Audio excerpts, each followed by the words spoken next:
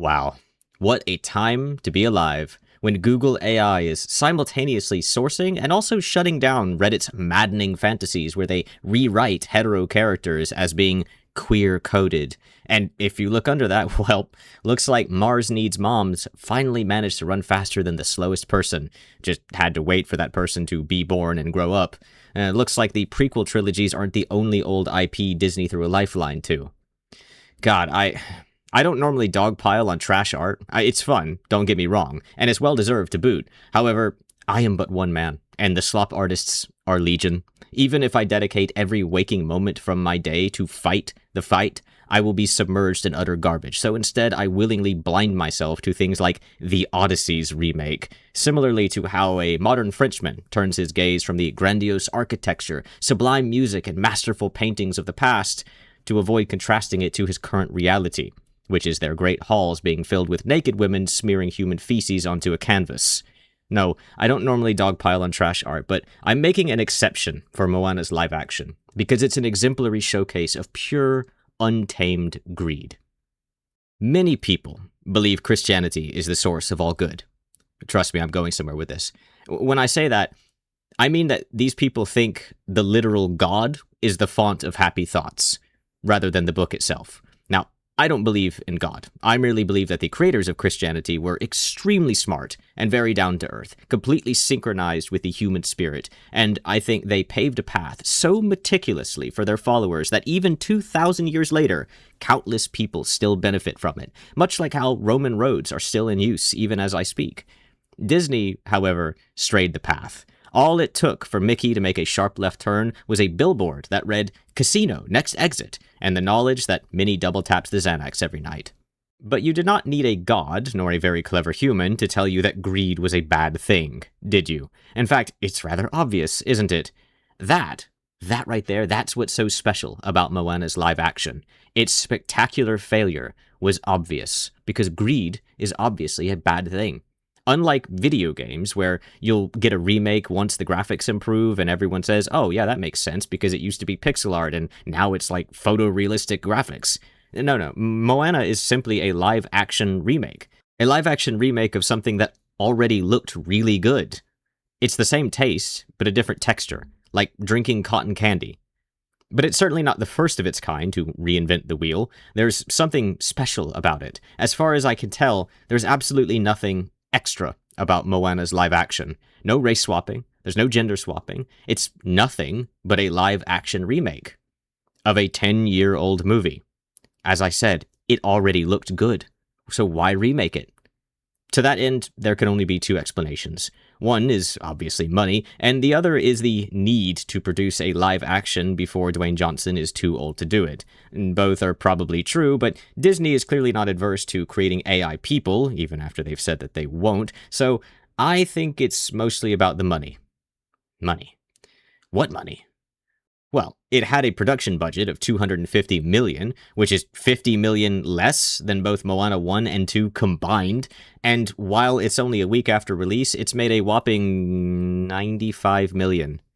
That's just a medium-sized fortune shy of the budget, and as far as I understand, budgets are usually underreported, so...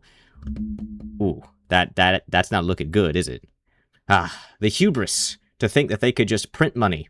Well, it's not completely unfathomable. I mean, even despite Disney's constant failings recently with Star Wars and Marvel and so forth, they still turn a quick dollar on these things. Let's take a look at the numbers, Mason. We've got Moana 2016, the OG. Well, okay, not the OG. The OG was a black and white film, which was actually a documentary from 1920-something, and surprise, surprise, the audience didn't really find that entertaining because there wasn't any explosions in it. So, Moana live action animation 2016. It has a budget of $150 million, and it grosses just shy of $700 million. That's pretty good. For the theatrical performance, mind you, then there's the Blu-rays and DVDs and stuff, but, you know, the better it does in the theater, the more it's going to sell for discs and such like that. Assuming they're even going to keep making things like this, or maybe they're going to go the way of PlayStation and just stop making physical stuff. I don't know what they're going to do with that. Then we have Moana 2, 2024. A budget of 150 million, which is the exact same as the first movie, except this one grossed a billy. 1,059 million. That is sick. And then we have the Moana live action. Now, to be fair, it's only been out for a week, but it had a production budget of 250 million. Like I said, that's only 50 million less than the other two combined. And thus far, it's grossed 95 million, I guess rounding up 96 million. But you know, I don't think it's going to make up that missing money, the missing money of 150 odd million, and that's assuming that it wasn't underreported in its budget. How can you really compare these two? I mean, Moana 1, even just the original, made 4.6 times the budget back, and Moana 2 made 7.1 times the budget back, whereas live action thus far has made 0.4 times the budget back. I mean, they're losing over 100 million on this, easy, right? And you compare it to some of the other stuff that's come out recently. I've not and never will watch Supergirl, just on pretense, and also I think Superman is boring, and Supergirl is just a gender-swapped Superman, but Supergirl had a production budget of 170 million, and it grossed 115 million, which is also pretty bad, only making back 0.7 times of its budget.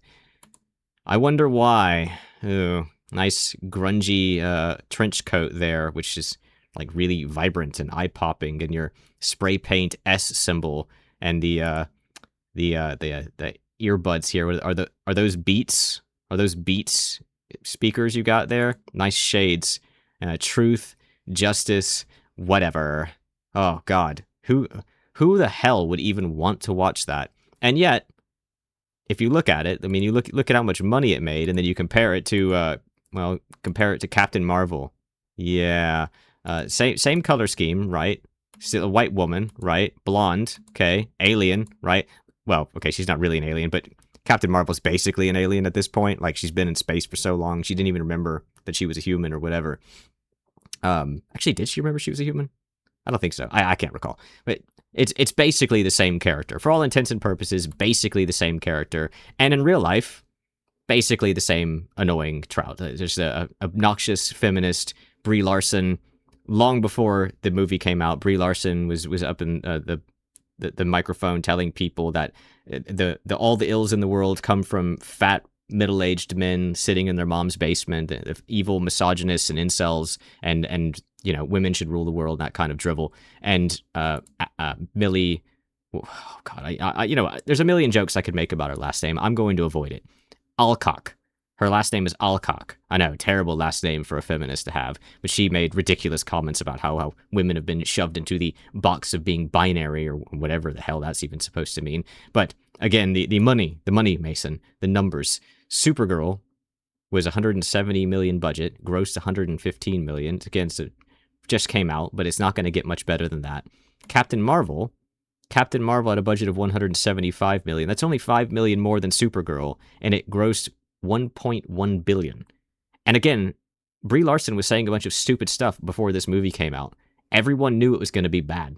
Everyone knew white woman from space with magic powers, and she's played by an annoying feminist. Everyone knew that was going to be bad. And yet, look at how much it grossed. I mean, you could say some people had the wool pulled over their eyes, sure, but damn, that's a lot of money. And it's reflective as well in the Rotten Tomatoes scores. You have Supergirl at 54% and 75% for critic and audience, and then Captain Marvel at 79 and 45, respectively. Now, you can see there's an interesting inverse here. The critics hated Supergirl. I say hated, they still gave it above average, but the modern average, that's sort of like the point of this video, like more or less, is the modern average is terrible, really. Like, the modern average movie is like a 2, maybe a 3. So 54% for this is kind of wild when you think about it. Now, I've not seen it, so I don't know exactly how entertaining it is, which technically you can have an entertaining movie that isn't an actual good movie, but Captain Marvel, I've watched, and it is not entertaining. It's not a good movie. It has bad action scenes. So I understand the 45% on the audience score here. I can understand that, because you'll have like idiots and drunks and feminists and just total slackjaws who will say that it's a good movie no matter what. But 79% critic review for this? No.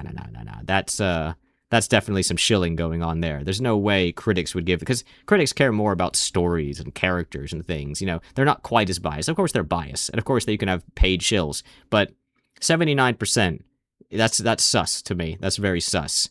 But the big question mark for these kinds of things, these kinds of DEI woke things, I mean, obviously Supergirl is not technically a gender swap. Like, she is, sort of, just because, like, canonically she was made as a gender swap, as was She-Hulk, as was Spider-Girl. All of those characters were made as a gender swap, or a race swap, or whatever, like Miles Morales. They were made as gender race swaps to begin with, to just remake the same character, except as a girl, which is really lame and boring, and it's why I don't like a lot of this stuff, because they just remade it for the sake of farming more money. Like, that's what Supergirl is. She's just the female Superman. Just more money. Just give me all the money. That's basically what they said when they remade her. The problem is that it attracts certain mindsets. Like, for instance, Jessica B. I cried during the movie. It was heartbreaking seeing all that Supergirl had gone through and lost. I really like all her relationships, though, THO. And I thought the acting was really good. Wow. It's like a 9-year-old wrote that. And under that, McKenna B. Wow. This was amazing, powerful, strong, empowering, so well written, so impactful. I already don't believe this, times infinity. Please ignore the poor reviews from what I assume are humans who are angry at the lack of objectifying they're used to getting from women-centered films. This was just a breath of fresh air. Must see. Lack of objectifying, you say. Now, let me just go back to Supergirl there. Is she in a miniskirt? Because, you know, miniskirts were invented so that women would show off their legs and their ass and their crotch to men, right? You know there's no such thing as the female gaze, right? Like, you know, all of the people looking at her are looking at her legs. Like, that's why she's wearing that. That's why you wear miniskirts and booty shorts and crop tops and plunging necklines and all of that stuff. It's not for anyone except for men. It is objectifying, no matter how grunge you try to make it. And I know that they're just basing her off of the canonical thing in the comic books. I'm not blaming them for designing it this way, but I mean, look at the comic book characters. They're all, including the males as well. They're all quite sexualized with their spandex leotards and such. It's kind of hard to ignore, and you're saying that this isn't objectified. I mean, okay, I guess flying around in the sky while wearing a miniskirt isn't objectified, but more importantly, the ratings here. I'm trying to understand Moana's ratings. So Supergirl's ratings, they're kind of weird. I understand the critics. I don't understand the audience. 5,000 plus audience, 75%. I haven't watched the movie. If it does have good action scenes, then I can understand that. I can, because that's what most of the audience goes for. Like, the audience, they're already predisposed to enjoying whatever they're watching. They've got, like, if you've gone to watch, like, Transformers Dark of the Moon or whatever the hell it's called, you know exactly what you're getting, okay? And it's bad. You're going to get something bad, and you're going to watch it, and you're going to enjoy it because you're an idiot. That's just the way it is. And then you're going to go on Rotten Tomatoes, and you're going to say it's the best thing ever. But it's not. Okay, we know this. This is how the audience score works. The problem is that we can't trust the critics either, because they're sellouts. Like this. 79% for Captain Marvel. Shame. Shame. Isn't that what the leftists like to say? Shame. Shame on you. And now, moving on to Moana. Well, Moana does have action, quite a lot of it. And it has interesting characters. It has all the same beats as, like, the rest of the Disney stuff that I've been comparing it to, and also Supergirl. And Moana follows all the same beats. Now, the original Moana, I didn't watch a lot of Disney movies until I became a little bit too much of an alcoholic. I've stopped drinking, so I've stopped watching Disney movies, thank God. This was partly why I've not seen any of the newer stuff. But Moana, the original one, I was surprised to actually enjoy it quite a lot. I watched it about a year before Moana 2 came out, and it deserves this score. 96% from the critics, 89% of the audience. I think that's about accurate. I can definitely see, like, some people being a bit bored by it. At an hour and 47 minutes, I can see the critics giving the story and stuff a little bit more credence. But then you have Moana 2. Moana 2 is an hour and 40 minutes, and it was terrible. It was literally terrible. It was a dog shit movie. 61% critic review, 85% audience review. That's insane. Basically the same audience review, and it's still quite a positive critic review. Moana 2 is terrible. Moana 2 is everything that people are claiming Moana 1 is. And they're claiming Moana 1 is some DEI woke, there's no villains sort of thing because they hate Disney and they're trying to attack it from any vector. Like Moana 1, had plenty of villains. And they were all trying to take Moana's life. Even the main guy, Maui, like he's the hero, the male hero anyway. And he locked her in a cave and left her there. And if she didn't find a way to escape on her own, she would have been taken by thirst or hunger. But they didn't make it a romance, and that made Moana fine for me. I think Moana was a totally, I don't know if I'd say great movie. Maybe great. For the target audience, probably great. But Moana 2 was terrible. Moana 2 was everything people say about Moana 1 and a lot of other movies. There's no real villains. There's no real story. There's no real ending. It's just awful. And it's got, oh God, the worst thing as well, musical. It's a musical. I was watching the credits for it. I was watching these as a hangover cure, and my head was pounding by the end of this movie because I was so angry at it. I was watching the credit roll, and I could not remember a single song from Moana 2, not even the beat of it. It's terrible. Like, it's a musical, a Disney musical with completely forgettable songs. Meanwhile, Moana 1 had multiple instant classics. I mean, I know I kind of hate when people say that, but you know that it's going to be a classic because that's how good it is. And some of them were. Moana 2 is just terrible. And yet, look at the reviews, 61 and 85. That's absurd. And that brings us to the live action. 33 by the critics and 90 by the audience. 90% on the live action of Moana by the audience. What a joke. This is bad. It's just a live action remake of something that came out 10 years ago. There's no nostalgia for it. There's no graphical upgrade for it. It didn't need to happen. And it's just a clear cash farm. They're just sticking their fingers into your pockets and taking your money. That's what it is. And everyone knows that's what it is. So the only way people could defend this, and there have been polls done by other people that say that females are more forgiving in their reviews of these things. I've read plenty of the reviews, and quite a lot of the women are angry about it, but there's also a lot of other women who clearly have some sort of message to push. And of course, I read the messages before regarding that, and it's the same for Moana as well, which is just about a strong, independent female making her way in life. But people are so used to eating slop.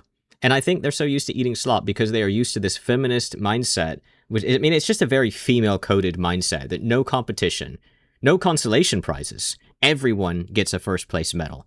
You can't condemn anything. You can't be honest about anything. And as a result of that, people lie. And that's how you get 90% positive audience scores on a terrible, terrible movie. And you don't get 33% critic scores on something. Like, the other ones I've shown are proof of that. Some of those movies are terrible, like Moana 2. 33%? 33% is really low for critics. Like, especially for Disney shills and stuff. That's really bad. And that just doesn't happen unless it actually is bad. And even that's probably high. Like, if it's still 33%, I don't know. Like, I just feel like the audience, it's basically just women and really little kids who never saw the original or something, because there's no other explanation behind 90%. And as a comparison, one final comparison, Puss in Boots, The Last Wish. I hadn't seen Shrek for like 20 years, and I didn't even know they had a Puss in Boots movie like prior to this. I just saw Puss in Boots, The Last Wish, and I thought, all right, screw it, I've got a headache, I'll watch this, hangover headache. And I was absolutely blown away, flabbergasted, stun-locked by how good it was. I was not expecting it to be worth anything. And 95%, 94%, that's fair. That's fair because Puss in Boots, The Last Wish is an absolute banger of a movie. You compare that, 94% audience score to 90% audience score for Moana live action. I mean, that's more than the original Moana. It's more than the original Moana. How is that possible? That's only a 4% increase. And yeah, like, the less reviews something has, the less accurate it's going to be because each single review will be more weighted. But there's a solid amount of critic reviews on that, 157. 500 plus audience reviews, 90% is still wild. Like, you would expect this to have been review bombed or something. It's like maybe it's been like reverse view bombed. I don't know. I mean, I can't fathom how it could possibly be so positive. Beautifully shot film, great music, great for children. Well, yeah, but so was the original Moana, which was the exact same movie, except animated. And brightly colored cartoons are more great for children. That's exactly why they always use brightly colored things for children, for their candy, for cartoons, for toys, for LGBTQ. That's why they use those brightly colored things. It attracts children. That's why they do it. What do you mean great for children? It's literally the same movie. This person said, I see a lot of people asking why we needed this. Simple, because Dwayne Johnson is in his 50s and it was now or never. And that's a reason to throw away over $100 million? You're aware that they're going to lose at least $100 million on this, right? You know what they could have done with $100 million? I'm not even talking about donating it to the needy. They could have just used $100 million to make something better. And that's the reason why? And you're justifying this because your daughter loved it? This is what we have to contend with. This is why slop is everywhere. It's because of people like this. They are willing to get down on their knees and open their mouth right underneath Mickey's butthole because, you know, it's the last chance we have to have Dwayne Johnson live action. Who cares? Who cares? Also, Disney brings back people with AI all the time, even when they say they don't. I already mentioned that earlier in the video, but I'm bringing it back. Without AI. No idea what the critics are going on about. So you don't even understand what the critics are saying? Is that what you're telling me? You don't actually understand what they're saying. I bet you do. You just can't actually challenge it, which is why the only thing you could do is talk about how it's a fun movie with a full theater. Well, it couldn't have been that full, at least not for most people. Too much anti-hype from online entities. If you liked the animated, then there's no reason why you wouldn't like this almost as much. Really? Well, I can think of a reason. In fact, I've already said it. The only reason this exists is so that Disney can take your money.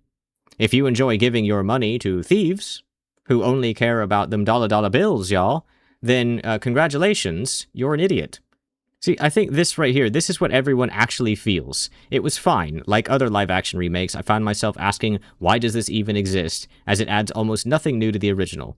If nothing else, it's a faithful adaptation, but with little less of the magic and expressiveness you get from an animated feature. That's what everyone feels, right? Like, pretty much everyone feels like that.